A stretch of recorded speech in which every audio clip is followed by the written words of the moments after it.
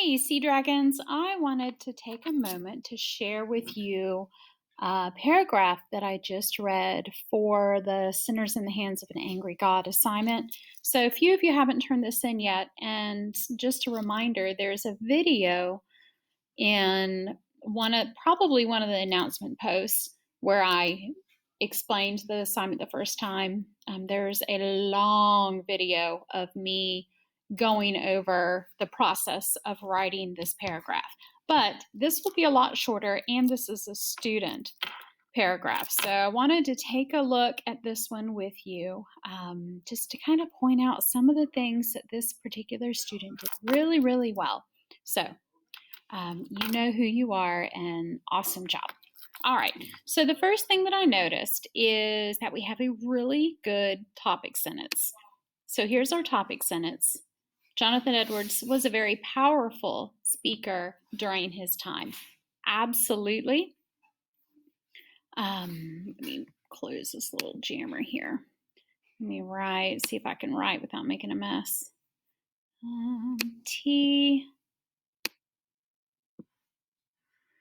This is probably not going to work. TS for topic sentence. It stayed. All right. Then she followed up her topic sentence. She elaborated. She said, he used both literature skills and literary devices to deliver powerful sermons to his audience. His use of rhetorical questions not only engages his audience, but it also gets them thinking. I really like this sentence because she was one of the few students to remember to touch on the rhetorical questions, and she takes the time to talk about really the purpose of rhetorical questions, which is getting the audience to think. He also used very vivid imagery in his writings. So keep in mind, your prompt required you to talk about imagery and words, and a lot of you put those two together, which is great, and rhetorical questions and how Edwards used these two to achieve his purpose.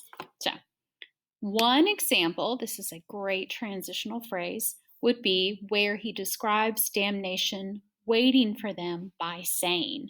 Now, before we move on, I want to just point out why I like the beginning of this sentence so much.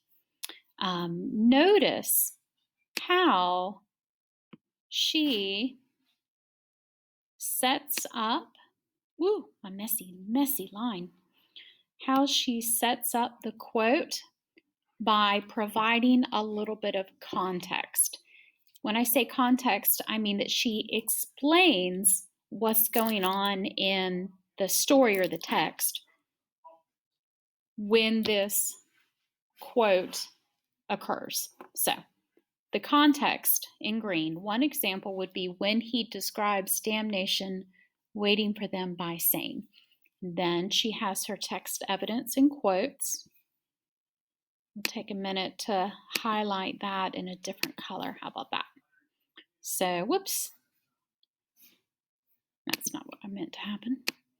So here she has her text evidence. Ooh, that was a bad line.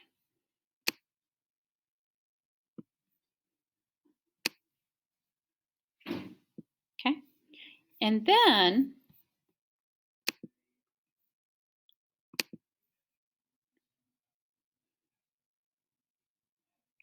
she takes the time to explain her text evidence. So she goes on to say, by doing this, he is able to insert the audience into the setting he is describing. They are able to picture what he is describing, and it makes it seem so realistic. All right. So notice how instead of just providing text evidence, she set up the text evidence with some context. Then we have the text evidence, and then we have the follow-up explaining why that text evidence is important enough to include in this paragraph. So Let's see. He knows who his audience is, so he uses words he knows will provoke fear for them. And so remember, words, it's part of your prompt. And then achieving a purpose, provoking fear. So remember the prompt said words, vivid imagery, and rhetorical devices to achieve a purpose. So words, the purpose, provoking fear. For them, such as his wrath towards you burns like fire. He looks upon you as worthy of nothing else but to be cast into the fire. He's of pure eyes than to bear to have you in his sight. You are 10,000 times so abominable in his eyes than the most hateful venomous serpent is in ours. So she has this great list of words and phrases that he uses to provoke fear. The only thing that I would maybe do here is if all these words and phrases aren't in the same place, is just put quotation marks around. I don't think that's going to mark each of them to indicate that they're from different places in the text. So she follows up by saying, by choosing powerful words that will connect with his congregation, he is making his speech leave an impression on them. And then I really liked this concluding sentence. He says, she says, by using all these techniques, he was able to persuade many people and achieve his goal of convincing people to repent and call on God for another opportunity. I think the student did a better job on her writing than I probably did on my example.